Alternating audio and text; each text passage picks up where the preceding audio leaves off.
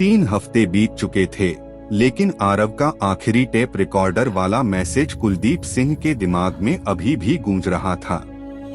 अगर तुम ये सुन रहे हो तो देर हो चुकी है।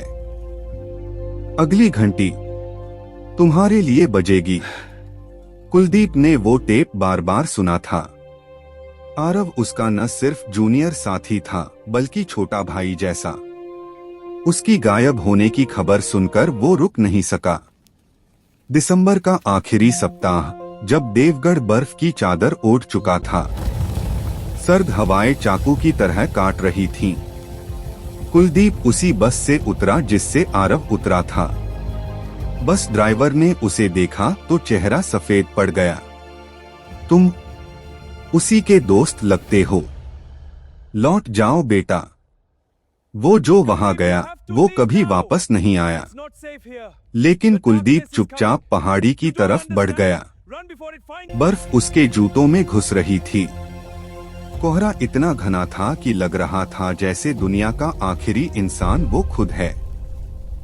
तीसरी रात जब घंटी बजने वाली थी, कुलदीप मार्था की पुरानी हवेली पहुंचा। मार्था दरवाजा खोलते ही कांप गई। आरव की आंखें तुम्हारी आंखों में दिख रही हैं। अंदर आ जाओ, वरना सुबह तुम भी उसकी तस्वीर जैसा बनकर दीवार पर लग जाओगे। अंदर चूल्हे की आग भी ठंड को हरा नहीं पा रही थी। मार्था ने सांस लेते हुए कहा, फादर सेबेस्टियन कोई साधारण पादरी नहीं था। वो शैतान का पुजारी था। 30 साल पहले उसने 23 मासूम बच्चों को तहखाने में बंद किया। कहता था, इनकी बलि से मैं अमर हो जाऊंगा। जब गांव वाले चर्च घेरने आए तो उसने जानबूझकर पूरे चर्च में मिट्टी का तेल छिड़क दिया और आग लगा दी। वो हंसता रहा जबकि बच्चे चीख रहे थे। उसकी आत्मा घंटी में कैद हो गई। अब वो हर नए शिकार के पाप से और मजबूत होता जा रहा है। आरव ने अपना पाप कबूल किया, इसलिए वो अब उन जल चुके चेहरों में शामिल हो चुका है। कुलदीप के हाथ मुट्ठी में भिंच गए।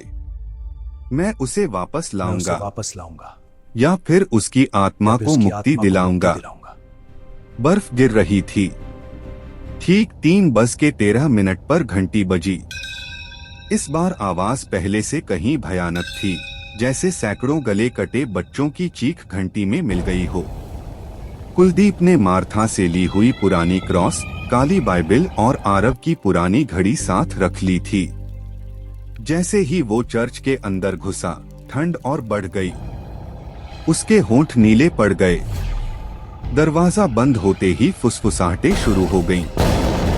लेकिन इस बार उनमें आरव की आवाज भी थी। भाग जा कुलदीप, अभी भी वक्त है। कुलदीप की आंखें नम हो गईं।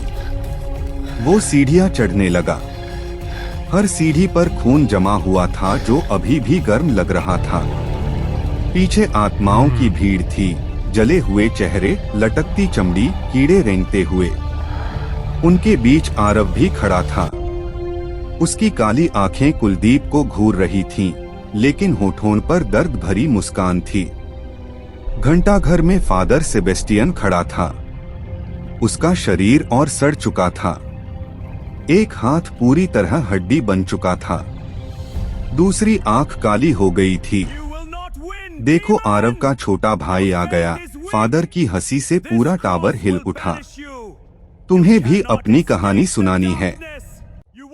कुलदीप ने क्रॉस ऊंचा किया और चिल्लाया, मैं यहाँ पाप सुनने नहीं आया, मैं यहाँ तुम्हारा पाप उगलवाने आया हूँ। कबूल करो, तुमने जानबूझकर चर्च को जलाया था। तुमने 23 बच्चों और निर्दोषों की बलि दी थी। फादर सेबेस्टियन चीखा। दीवारों से खून की धाराएं बहने लगी। छत से जले हुए बच्चों के छोटे छोटे हाथ लटकने लगे जो कुलदीप को पकड़ने की कोशिश कर रहे थे। कुलदीप ने काली बाइबिल खोली। घंटाघर में सारे दृश्य घूमने लगे। जलती हुई आग, चीखते बच्चे, फादर की पागल हंसी। आखिरकार फादर सेबेस्टियन टूट गया। उसकी आवाज कई सैकड़ों आत्माओं के साथ निकली। हाँ, मैंने खुद आग लगाई थी। मैंने सबको जलाया, बच्चों को, उनकी माँओं को। मुझे पापों की ताकत से अमर होना था। जैसे ही शब्द निकले, घंटी की रस्सी अपने आप टूट गई। विशाल घंटी जोर से नीचे गिरी और हजारों टुकड़ों में बिखर गई। फादर सेबेस्टियन का शरीर पिघलने लगा। उसकी चीखें आसमान को चीर रही थीं। आखिर में वो काले धुएं और राख के ढेर में बदल गया जो हवा में उड़ गए। एक एक करके सभी वॉचर्स की आकृतियां बदलने लगी। जली हुई त्वचा ठीक होने लगी, काली आंखें सामान्य होती गईं। बच्चों की हंसी गूंज उठी। आरव की आत्मा सबसे आगे आई। अब वो पहले जैसा नहीं था। उसकी आंखें साफ थीं। वो कुलदीप के पास आया और मुस्कुराया। तुमने कर दिखाया भाई, मैं अब आजाद हूँ। कुलदीप रो पड़ा। मुझे अफसोस है कि मैं पहले नहीं आ सका। आरव ने अपना हाथ आगे बढ़ाया, लेकिन छुआ नहीं। सिर्फ हल्की ठंडक महसूस हुई। अब सब ठीक है। ये ठंड, ये भय, सब खत्म हो गया। सारी आत्माएं, बच्चे, औरतें, पुरुष और आरव हल्की सफेद रोशनी में बदल गईं। वे बर्फ के बीच आसमान की तरफ उठती गईं, जैसे सितारे बनकर बिखर रही हों। बर्फ सुबह भी गिर रही थी, लेकिन देवगढ़ अब पहले जैसा नहीं था। चर्च में शांति थी। दीवारें खाली थीं। घंटी का कोई नामो निशान नहीं बचा था। कुलदीप चर्च के बाहर खड़ा था। मार्था उसके पास आई। अब ये जगह पवित्र हो गई है, मार्था बोली।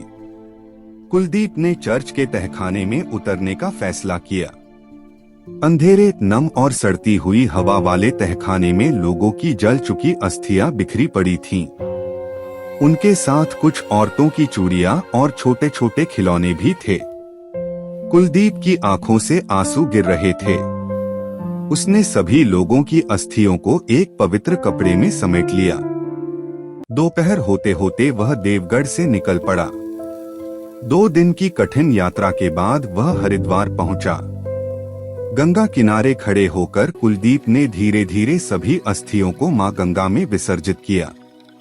ठंडे पानी में अस्थियां जैसे शांति से बह गईं। जैसे ही आखिरी अस्थि पानी में गिरी, कुलदीप को हल्की हवा में बच्चों की हंसी और धन्यवाद की फुसफुसाहट सुनाई दी। कुलदीप ने आखिरी बार ऊपर आसमान की तरफ देखा और धीरे से फुसफुसाया, आरव, अब तुम्हारी कहानी पूरी हो गई। और देवगढ़ की घंटी हमेशा के लिए चुप हो गई।